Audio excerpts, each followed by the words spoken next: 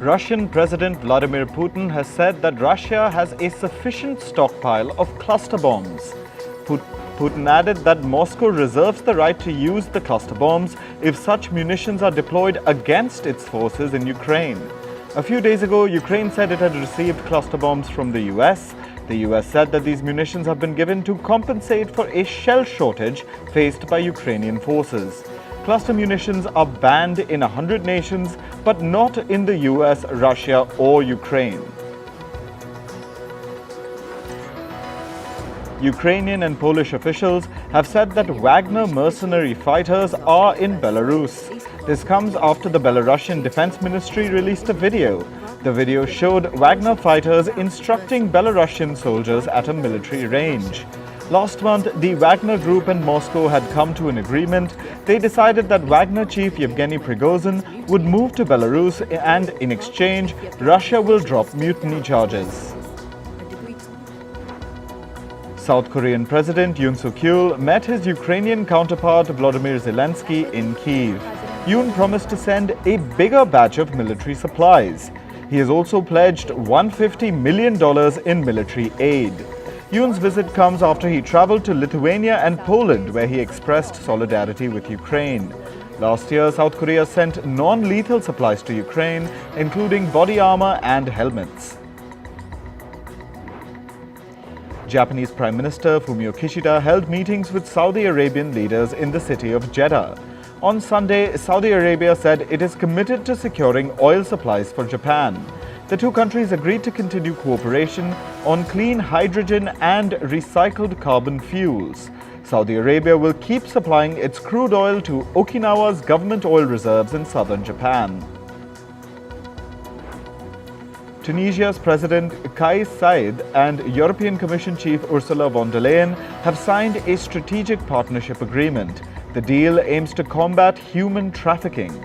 Dutch Prime Minister Mark Rutte said, and I quote, "It contains agreements on disrupting the business model of people smugglers and human traffickers and strengthening border controls."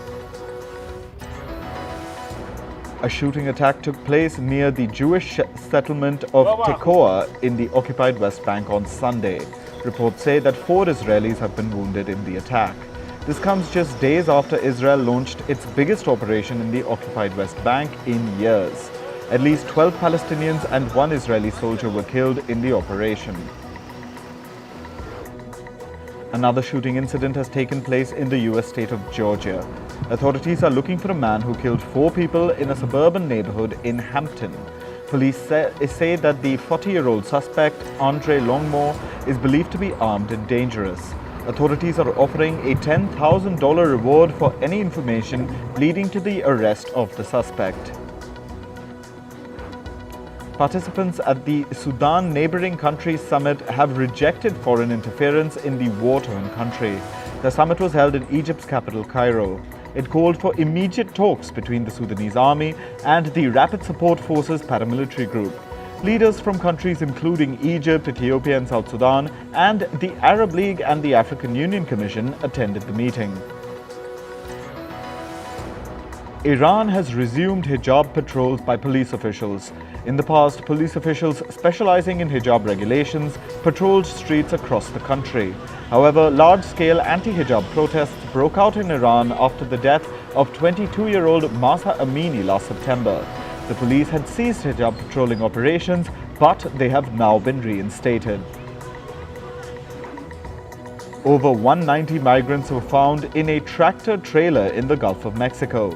Authorities say that these migrants included 5 Indians, 5 Guatemalans, and 19 unaccompanied children and teenagers. All the migrants have been released and sent to the National System for Integral Family Development in Mexico. Meteorologists have warned that Europe is likely to witness more heat. Temperatures are expected to hit record highs across the south. Hot weather alerts have been issued for over a dozen cities. In Greece, the entrance to its famous Acropolis has been closed to protect tourists from the scorching sun.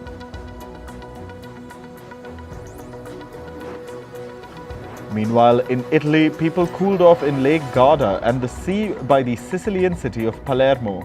Some visitors said they noticed it was hotter than past years. The country has issued hot weather red alerts for 16 cities. Italy has been experiencing scorching temperatures for several days. In Spain, at least 4,000 people have been evacuated as a forest fire burned out of control on La Palma Island. It started in the early hours of Saturday in a wooded area in the north of the island in the Canaries. The fire has destroyed at least 13 houses and affected more than 4,000 hectares of land.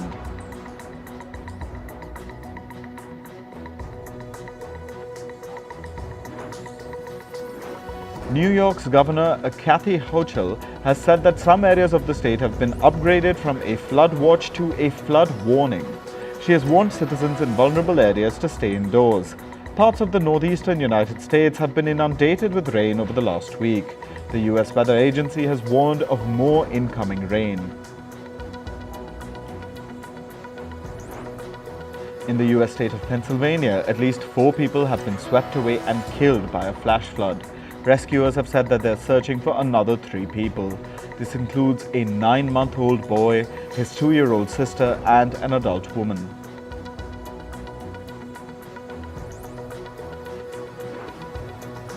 Scientists are concerned about the impact of rising temperatures in the Florida Keys. The Florida Keys region is home to a vibrant and diverse coral reef tract in the US. The extreme heat has triggered coral bleaching. This leads to coral expelling their color, which leaves them pale and vulnerable. Coral reefs create homes for millions of species of marine life and support ocean food webs.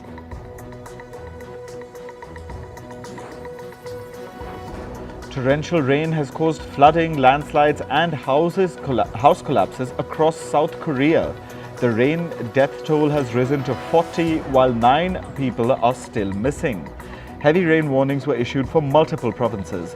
The Korean Weather Agency has predicted up to 250 millimeters of additional rain in some parts of the regions by Tuesday.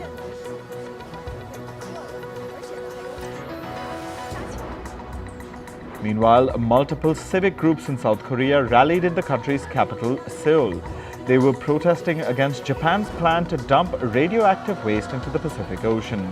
The Japanese government has been pushing to dump the contaminated wastewater from the Fukushima Daiichi nuclear power plant into the ocean. This is the 5th large-scale protest against the ocean discharge plan since May. China's southern provinces are recalling ships to port and suspending parts of ferry and railway services. This is amid warnings of strong winds and heavy rainfall caused by the approaching Typhoon Talim. The Meteorological Observatory of China's Guangdong province has predicted winds and rainfall to hit from Monday to Tuesday. This could bring damage to coastal ports, railway facilities, and even crops. Smoke from raging wildfires has covered the city of Edmonton in western Canada.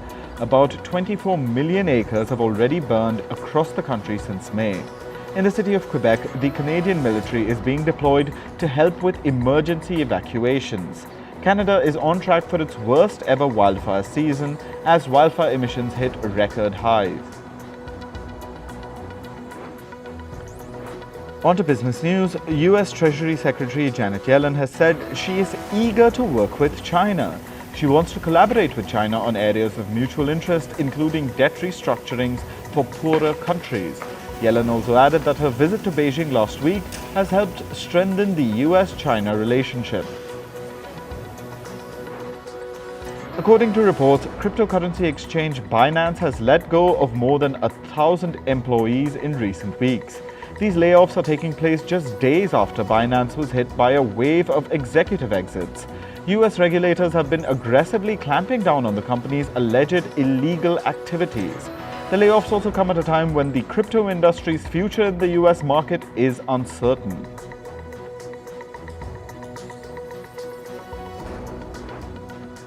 Moscow has taken control of French yogurt maker Danone's Russian subsidiary. It has also taken over beer company Carlsberg's stake in a local brewer. This is according to a decree signed by Russian President Vladimir Putin. It said that foreign-owned stakes in the companies were being put under the temporary management of the government property agency. America's United Airlines has reached a labor agreement with its pilots' union. Under the new 4-year contract, the pilots will cumulatively get a 35 to 40% increase in pay. The agreement also includes improvements in quality of life, vacations, and other benefits. Tesla has built its first Cybertruck after a delay of 2 years. Elon Musk, the CEO of the electric vehicle maker, first introduced the Cybertruck in 2019. However, since then, the production of the vehicle was repeatedly delayed, citing shortages in components. The debut of the futuristic-looking pickup truck comes ahead of the company's second quarter earnings results. Meanwhile, Elon Musk has said that Twitter's cash flow remains negative. He says this is because of a 50% drop in advertising revenue and a heavy debt load. Earlier in March, Musk said that he expected the company to see positive cash flow in June. However, he now says, and I quote, "July is a bit more promising." A US appeals court has rejected the country's antitrust regulator's request to pause Microsoft's purchase of Activision Blizzard. Earlier, the US Federal Trade Commission asked the judge to pause the deal. This was due to concerns that the purchase would hamper competition in the gaming sector. Meanwhile, Microsoft has signed an agreement to keep the game Call of Duty on Sony's PlayStation console for at least 10 years. This will be even after Microsoft acquires game developer Activision Blizzard. The deal could further ease concerns surrounding the takeover's impact on competition. The FTC was concerned that Microsoft would have the incentive to prevent rivals like Sony having access to Activision's games. The United Nations Security Council will hold its first formal discussion on artificial intelligence this week in New York. The UK's Foreign Secretary James Cleverly will chair the discussion. Britain is expected to call for an international dialogue about the impact of AI on global peace and security. This comes as governments around the world are considering ways to mitigate the dangers of emerging AI technology. The inaugural International Congress of Basic Science opened in Beijing on Sunday. The conference brings together 800 scientists and scholars. They'll hold discussions on research in the fields of mathematics, theoretical physics, theoretical computers, and information science. The meet is scheduled to last for 2 weeks. In sports now, Australia has retained the women's Ashes after beating England by 3 runs in the second one-day match. The win gave Australia an 8-6 lead in the multi-format series, guaranteeing they will return home with the Ashes. With just one more match left to play, England has no chance to take the Ashes. India has picked its women's squad for the Asian Games in China this year. The Board of Control for Cricket in India, or BCCI, chose 20 members for the team, including 5 standby players.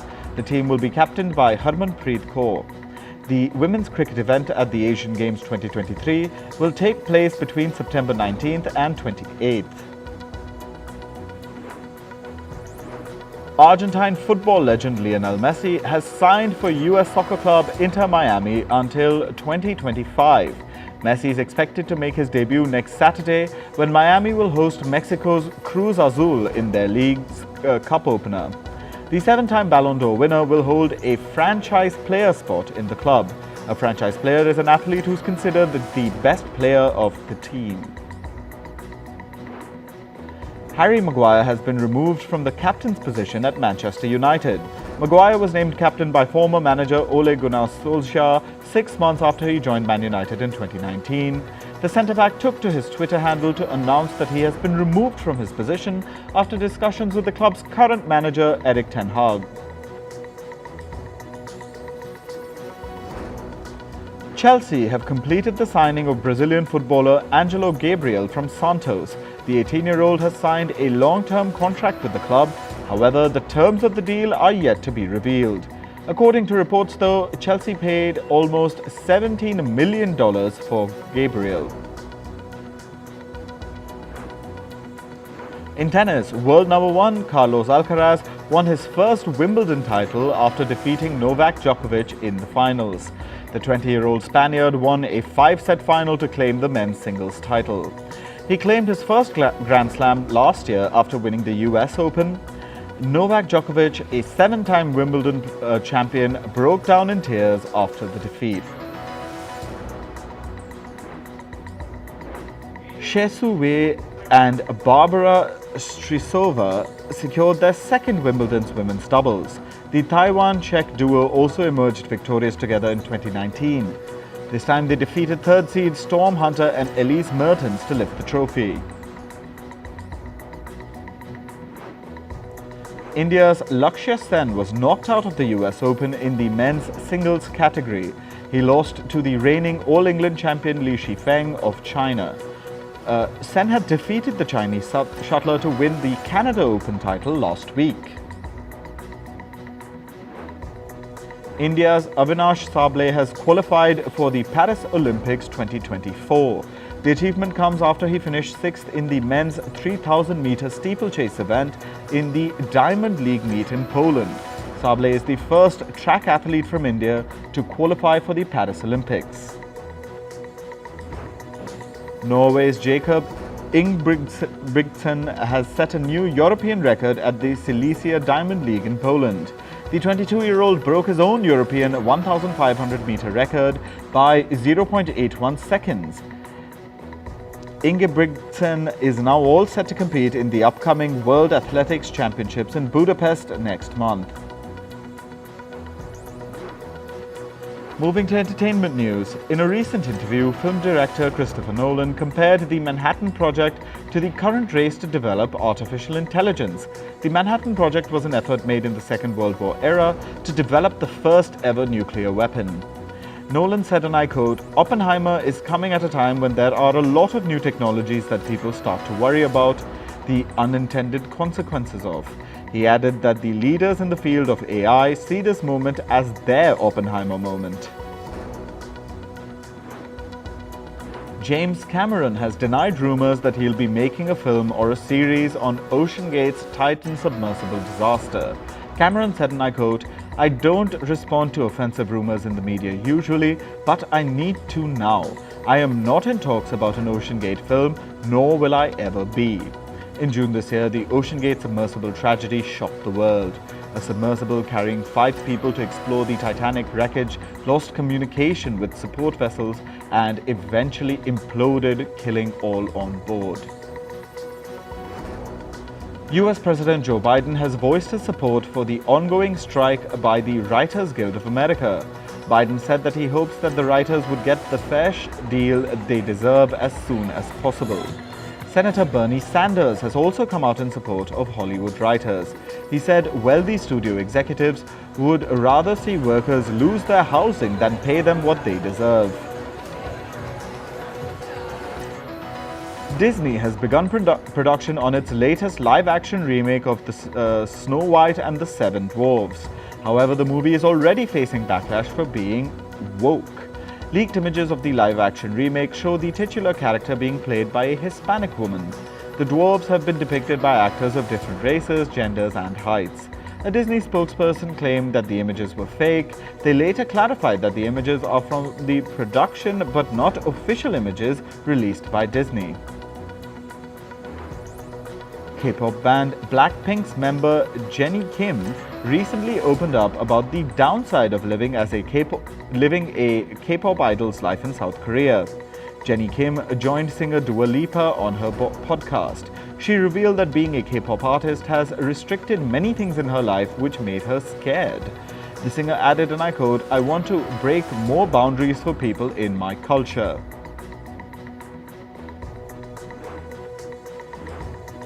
The K-pop band BTS member Jungkook recently released his first official solo single, Seven.